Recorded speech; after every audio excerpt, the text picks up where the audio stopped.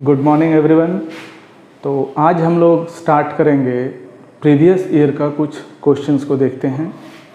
Previous year में सबसे पहले जो चैप्टर हम लोग इसमें कंप्लीट किए हुए हैं वो है C++ रिवीजन 2। इसमें वो सब चीज़ों को हम लोग पढ़े हैं जो 11th में हम लोग पढ़े थे। अब क्या क्या चीज़ पढ़े थे वो हम लोग का पिछला जो वीडियोस था उसको देख लीजिएगा। हम डिस्कस करने जा रहे हैं आज कि जो एग्ज़ाम्स था उसमें किस तरह का क्वेश्चन आया था। तो अभी देखने जा रहे हैं हम लोग 2020 का एनुअल क्वेश्चंस। ऑब्जेक्टिव का हम बात नहीं कर रहे हैं अभी। ऑब्जेक्टिव के लिए आप क्वेश्चंस कहीं से देख सकते हैं। चलिए ऑब्जेक्टिव पे देख लेते हैं। C++ इज़ डेवलप्ड बाई, ये भी रिवीजन 2 चैप्टर का है। तो डेवलप्ड बाई बिजार्ने स्ट्रॉस्ट्रप्स, C++ के डेवलपर का नाम था बिजार्ने स्ट्रॉस्ट्रप्स। स्ट्रिंग टर्मिनेटर कौन सा है? स्ट्रिंग टर्मिनेटर यूज़ करते हैं हम लोग \0। ये जो है ये स्ट्रिंग टर्मिनेटर यूज़ होता है। बाकी था DBMS, ये नहीं है इधर का। हाँ, एक क्वेश्चन है द स्मॉलेस्ट इंडिविजुअल यूनिट, उसको हम क्या कहते हैं? उसको हम क्या कहते हैं? टोकन कहते हैं। 3 ऑब्जेक्टिव आपका आ गया है, कह सकते हैं पहला चैप्टर से। एक ऑब्जेक्टिव और है मेन क्या है?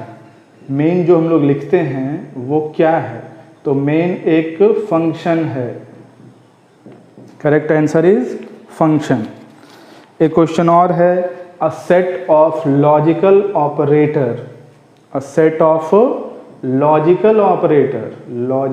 ऑपरेटर्स कौन कौन सा है? तो ऑपरेटर्स पढ़ाए थे, इसमें relational operator, logical operator, conditional operator, arithmetic operator. तो लॉजिकल में था लॉजिकल एंड, लॉजिकल और नॉट ऑपरेटर। तो इसमें ऑप्शन हो जाए, इसमें ऑप्शन नहीं था, ऑप्शन हो जाता नन ऑफ दीज। तो देख रहे हैं हम लोग कि जो ऑब्जेक्टिव था वो करीब 5 था। 5 ऑब्जेक्टिव था हम लोगों का रिवीजन 2 चैप्टर से। अब देखते हैं शॉर्ट आंसर क्वेश्चन कि शॉर्ट में किस तरह का क्वेश्चन पूछता है इसमें। देखिए कुछ तो ऑब्जेक्टिव रहेगा, कुछ 2 मार्क्स का रहेगा और कुछ सवाल 3 मार्क्स का रहेगा। तो ऑब्जेक्टिव 5 था, हर साल अलग अलग रह सकता है। किसी साल 5 रहेगा, किसी साल 6, किसी साल 4 भी रह सकता है, वो देख लीजिएगा ऑब्जेक्टिव। अब आता है शॉर्ट में what is the difference between data and information. ये हम लोग 11th में पढ़े थे। Data are the raw facts and figures, जो कह सकते हैं रॉ मटेरियल है या रॉ डेटा है जिससे कोई जानकारी नहीं निकल रहा है, उसको हम क्या कह रहे हैं? डेटा। और इंफॉर्मेशन कह रहे हैं प्रोसेस्ड डेटा, या data after processing becomes information. अब आते हैं व्हाट इज़ टोकन पे, कि ये टोकन क्या है? टोकन्स किसको कहते हैं हम लोग? अभी ऑब्जेक्टिव में भी ये सवाल था smallest individual unit is known as. तो उसी का डेफिनेशन यहाँ पे है token is the smallest individual unit of a program. जो हम लोग प्रोग्राम लिखते हैं C++ में, उसका जो छोटा छोटा यूनिट्स है वो क्या कहला रहा है? टोकन कहला रहा है। तो मेरे पास कितना तरह का टोकन है? तो there are 5 types of tokens. 5 का नाम क्या क्या था? पहला था मेरा कीवर्ड्स, दूसरा था लिटरल्स, तीसरा था आइडेंटिफायर्स, चौथा था पंक्चुएटर और था ऑपरेटर्स। ये 5 क्या कहला रहा है? मेरा टोकन्स कहला रहा है।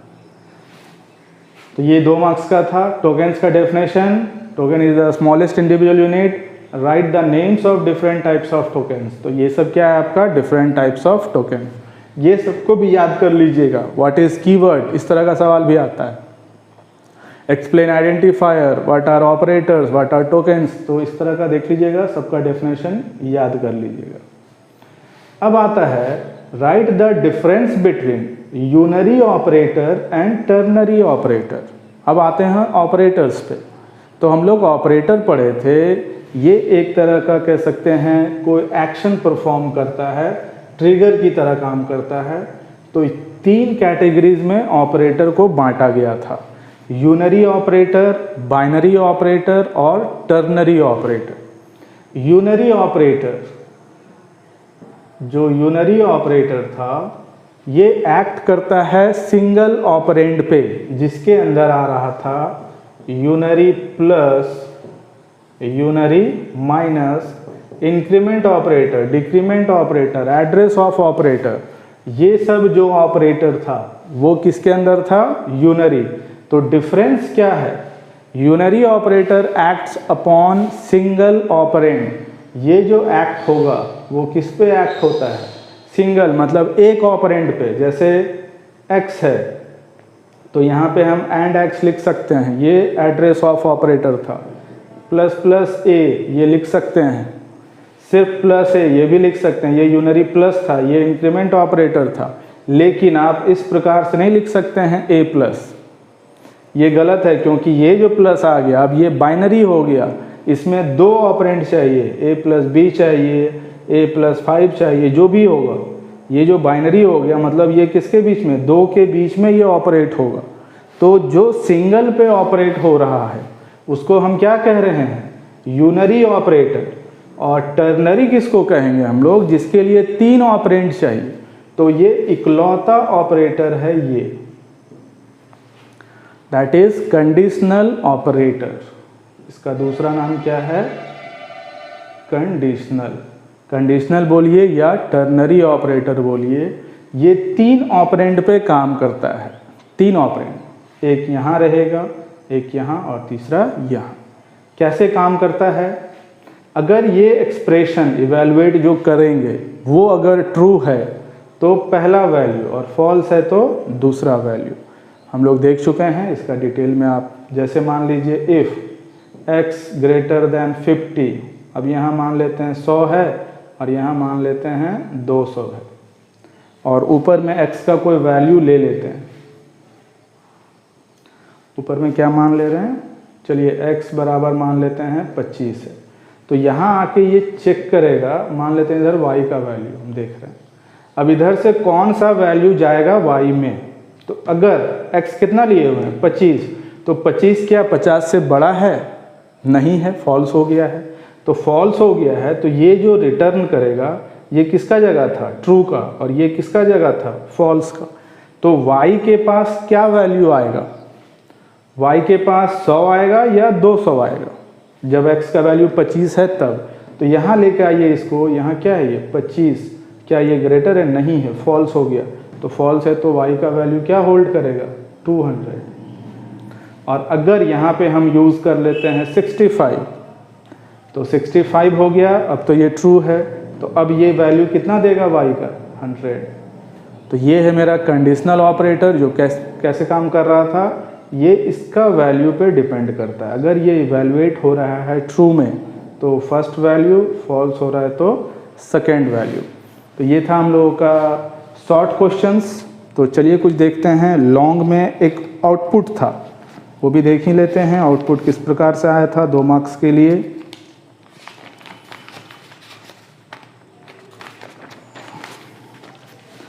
तो आउटपुट का जो प्रोग्राम था, देखिए एक आउटपुट रहता ही है, 2 मार्क्स में रहे या 3 मार्क्स में रहे। और आउटपुट लिखने के लिए आपको फंक्शंस का, इंक्रीमेंट ऑपरेटर, डिक्रीमेंट ऑपरेटर, ये सब का जानकारी रखना पड़ेगा थोड़ा। तो देखते हैं क्या है। Give the output, give the output 2 marks का ही है। वॉइड मेन, मेन है, इधर आ जाइए।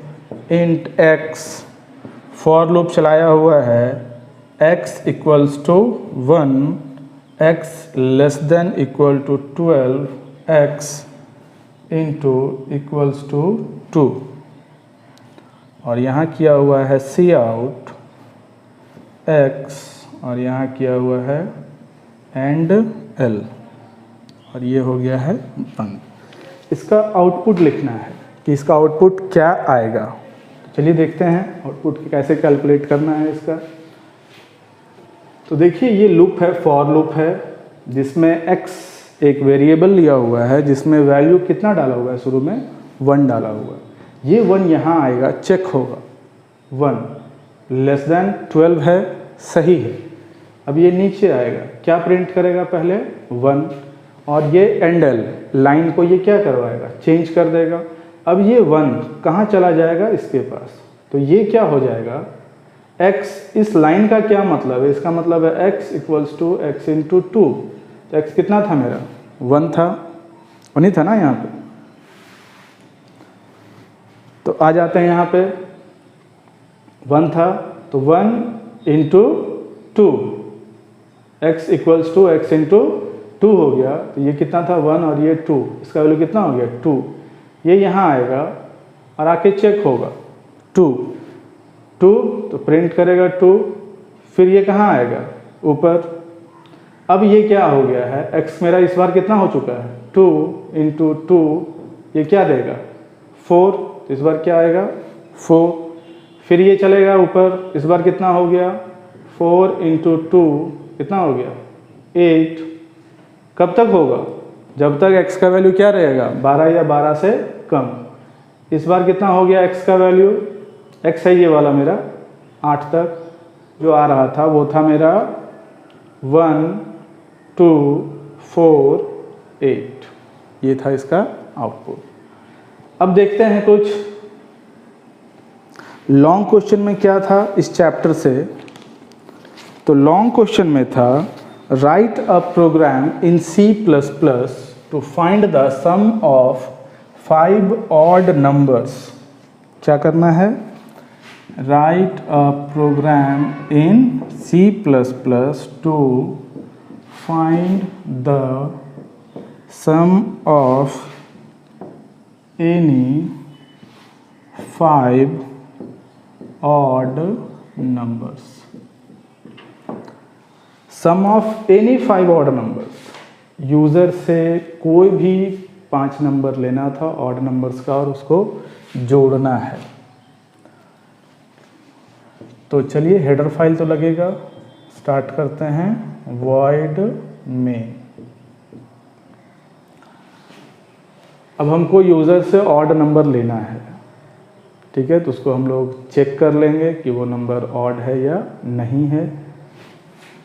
तो एक वेरिएबल ले लेते हैं, चलिए ले लेते हैं n और यहाँ ले लेते हैं सम के लिए, सम इक्वल्स टू 0 कर देते हैं। यूज़र से चलिए नंबर ले लेते हैं, सी आउट एंटर, लूप चला लेते हैं हम लोग।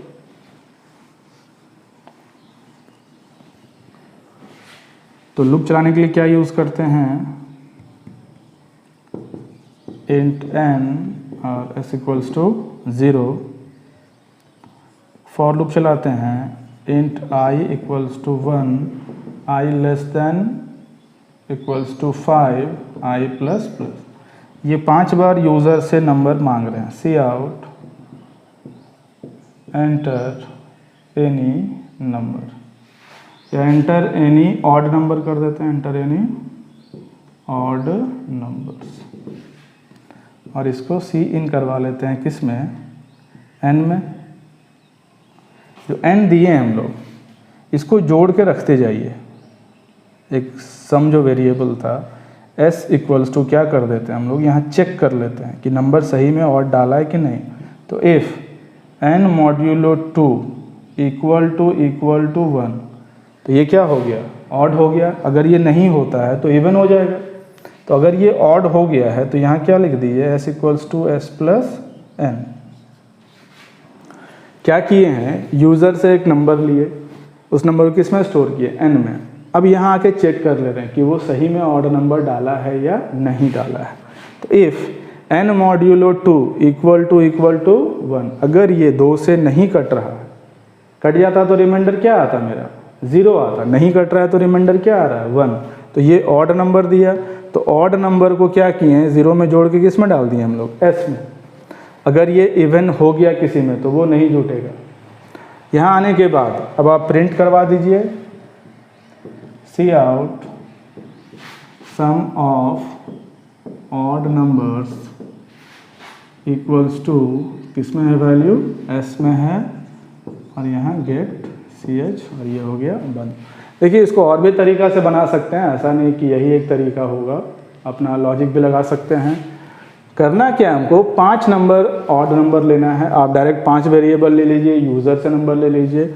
हम क्या लॉजिक लगाएं कि ये एक लूप चला लिए हैं 5 बार, 5 बार में यूज़र से नंबर मांगते गए हैं कि नंबर डालो। नंबर जो डाल रहा है उसको हम चेक कर ले रहे हैं कि वो ऑड है कि नहीं है। अगर वो इवन नंबर डालता है तो उसको वो ऐड नहीं करेगा। तो आज के लिए हम लोग इतना ही, बाकी कल।